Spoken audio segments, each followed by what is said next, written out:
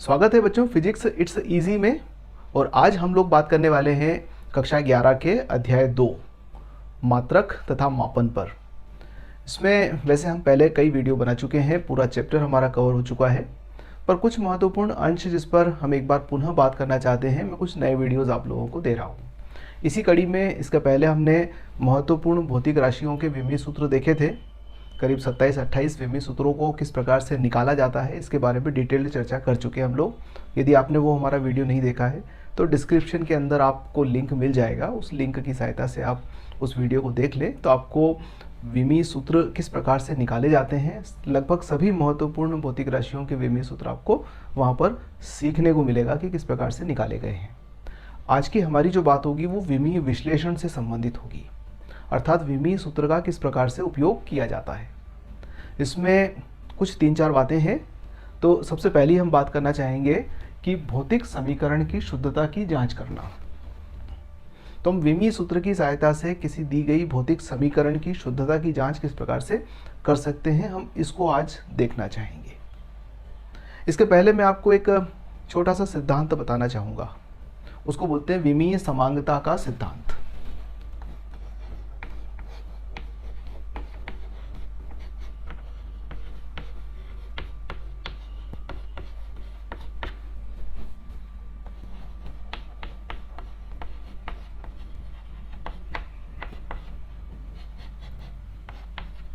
अब विमीय समांगता का सिद्धांत क्या है? तो ये कहता है कि किसी भी दी गई समीकरण के दोनों पक्ष, समीकरण में दो पक्ष होते हैं, एक LHS होता है, दूसरा RHS होता है, एक वाम पक्ष होता है, एक बायां पक्ष होता है। तो किसी भी दी गई समीकरण के दोनों पक्षों के प्रत्येक पद की विमाएं समान होती हैं। इस सिद्धांत को विमीय समांगता का सिद्धांत कहते हैं। अगर अपन बिल्कुल आम बात करें तो समान भौतिक राशियों को ही जोड़ा जा सकता है या घटाया जा सकता है। जैसे दूरी में दूरी को जोड़ सकते हो, बल में बल को जोड़ा जा सकता है, कार्य के अंदर कार्य को जोड़ा जा सकता है, या फिर इनको घटाया भी जा सकता है। पर कभी भी ऐसा नहीं होगा कि बल के अंदर दूरी को जोड़ दें। तो भाई बल में दूरी को जोड़ने से क्या मिलेगा? बल में यदि बल को जोड़ेंगे तो बल का मान बढ़ जाएगा, बल में से यदि बल को कम कर देंगे तो बल का मान कम हो जाएगा। पर यदि मैं कहूं कि बल के अंदर हमने कार्य को जोड़ दिया तो भाई ये दोनों विपरीत हैं, एक दूसरे को मैच नहीं करते, तो ऐसा संभव है ही नहीं। पहली बात तो हाँ, गुणा भाग अपनी जगह है, पर जहाँ तक जोड़ना और घटाने का सवाल है, समान भौतिक राशियों का ही संभव होता है। और यही हमारा विमीय समांगता का सिद्धांत भी कहता है। हम इसी सिद्धांत का उपयोग करेंगे भौतिक समीकरण की शुद्धता की जांच करने में। तो मैं एक या दो उदाहरण के माध्यम से अपनी बात को यहाँ पर आप लोगों को समझाऊंगा। कई बार परीक्षा के अंदर यह प्रश्न भी पूछा जाता है, तो आप लोग इसको ध्यान से देखिएगा, पूरा वीडियो देखिएगा। एजुकेशनल वीडियो के अंदर हम जंप करके जाएंगे या फिर आधा देखकर छोड़ देंगे तो हमारा पर्पज कहीं सॉल्व नहीं होता। तो मेरा रिक्वेस्ट है, आप जब भी समय हो उस समय देखें, पर पूरा देखें। तो एक उदाहरण ले लेते हैं। जैसे गति का द्वितीय समीकरण आप सभी जानते हो, S बराबर होता है ut प्लस 1/2 AT वर्ग। बहुत पॉपुलर समीकरण है। S विस्थापन या दूरी को व्यक्त करता है, u चाल या वेग को प्रकट करता है, प्रारंभिक चाल या प्रारंभिक वेग को प्रकट करता है, t समय है, a त्वरण है और ये t समय है। हम जांच करना चाहते हैं विमीय विश्लेषण की सहायता से कि क्या यह समीकरण शुद्ध है या नहीं है। ठीक, तो आइए, इसमें ये हो गया हमारा LHS वाला पार्ट। LHS के अंदर क्या है? S। और RHS में क्या है? अगर देखें तो RHS के अंदर एक तो है ut और दूसरा है हाफ AT वर्ग। तो LHS में तो एक ही पद है विस्थापन, और RHS में दो पद हैं, एक ये पद है और दूसरा पद ये है।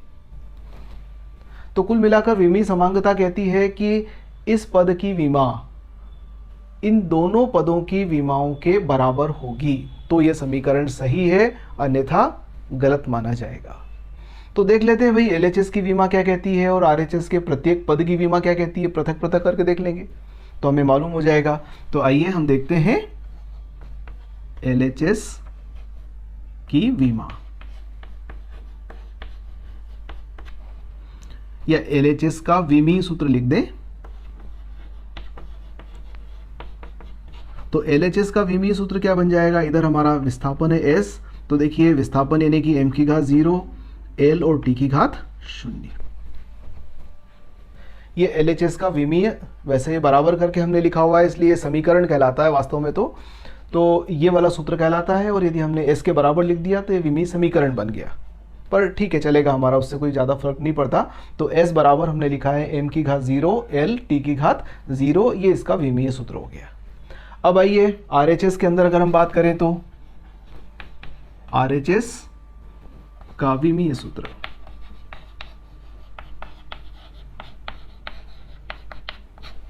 तो RHS में दो पद हैं देखिएगा, एक तो है UT, तो UT के लिए क्या विमीय सूत्र बनेगा, U यानी कि वेग LT माइनस 1, और T क्या है, समय, तो इसको हमने लिख दिया T।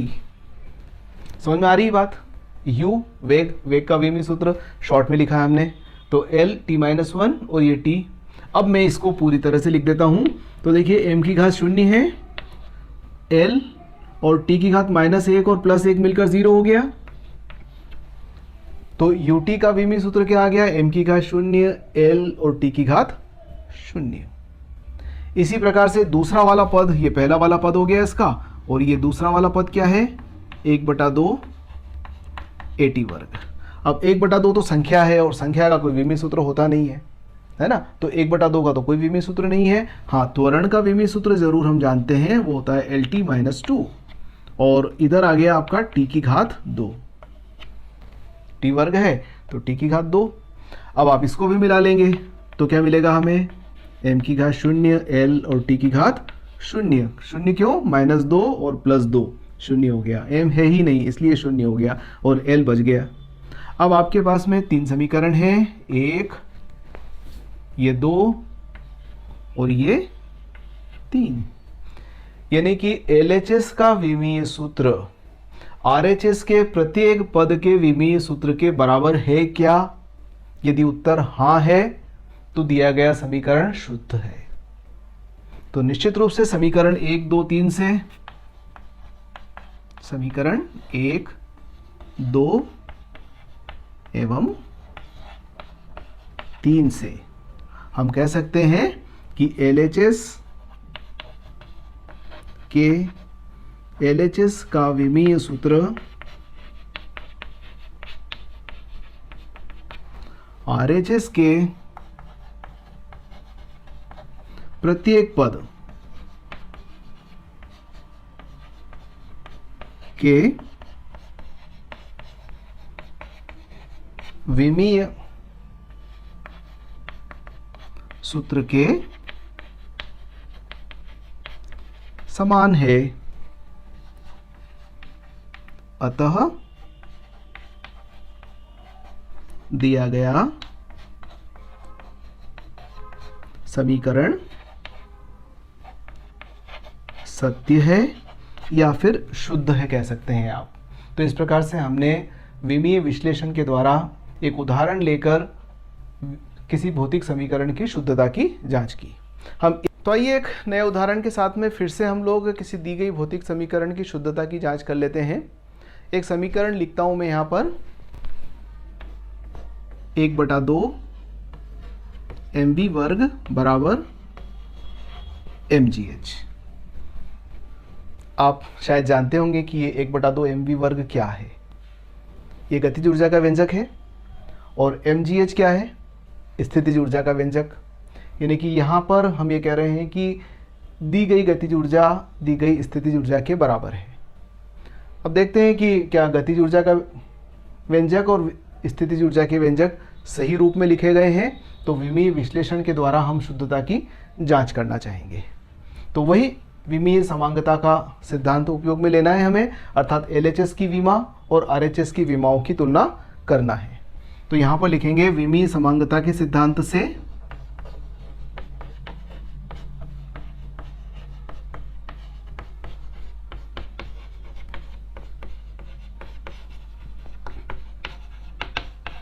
सिद्धांत से LHS की विमा बराबर RHS की विमा है तो समीकरण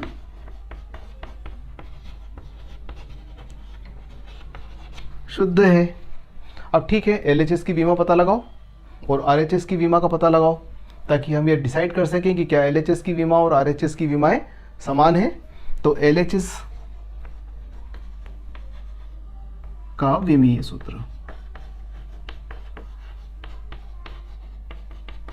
क्या हो जाएगा, 1/2 mv वर्ग को हम लिखेंगे, देखिए 1/2 संख्या है, इसका कोई विमीय सूत्र नहीं, m के लिए हमने m लिख दिया, द्रव्यमान है, और ये वेग का वर्ग है, यानी कि LT-1 का वर्ग कर दिया।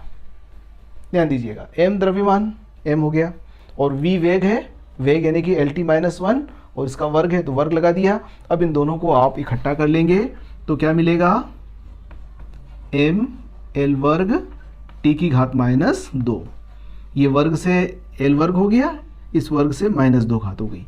तो LHS का विमीय सूत्र हमने निकाल लिया, ये नंबर 1 दे देते हैं। इसी प्रकार से RHS की भी बात कर लेते हैं। तो RHS का विमीय सूत्र लिखें,